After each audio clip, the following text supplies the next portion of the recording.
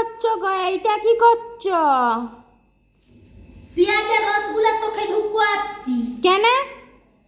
চোখে আমার তেলসা লেগেছে না, চোখে আমি দেখতে পাইনি না। কে বললো এটা?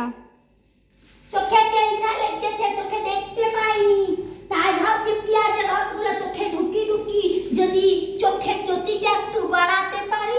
কেন না বুড়া বয়স হয়ে গেছে তো চোখগুলাই তো আমি কিছু দেখতে পাই নাই না। কে বললো সেটা বলবে?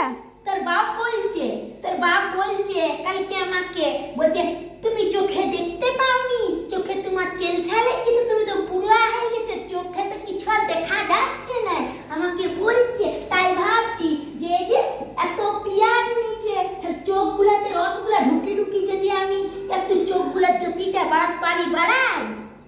আর বাবার কথা ছাড়ো, তুমি বন্ধ করো পেঁয়াজ ঢুকানো।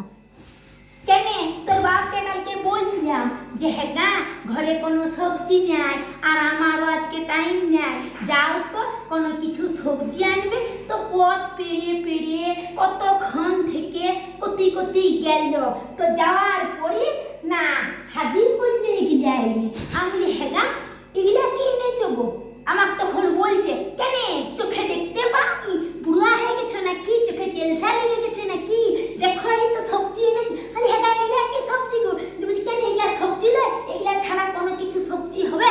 এগুলাই তো আসল সবজি। মানে বড় করে ধন তোমাকে আমি বললাম আলু নাই, আলু আনবে, পেঁয়াজ পেঁয়াজ নিচে চলো, আদা আনবে, রসুন আনবে, আরও কোনো ফুলকপি যদি মার্কেটে এখন পুরনো নতুন নতুন এখন তো নাই, কিন্তু পুরনোগুলো এখন ভালো লাগবে খেতে।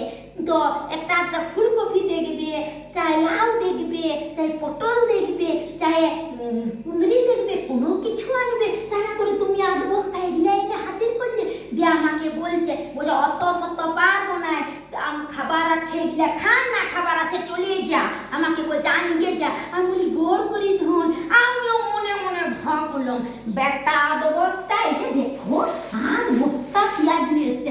আমিও ভেবেছি বেটাকে পেঁয়াজ খাই খাই একদম তার হাড়ে হলুদ দিয়ে দেবো।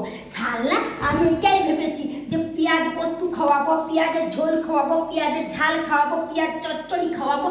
আমাকে যেমন করবো আমিও তেমন করবো। বাট আমাকে জ্বালাতে শিখেছে, আমি কি একাই খেয়ে দিচ্ছি, এমন ঢংটা দিচ্ছে দেখাচ্ছে আমি একাই খাচ্ছি,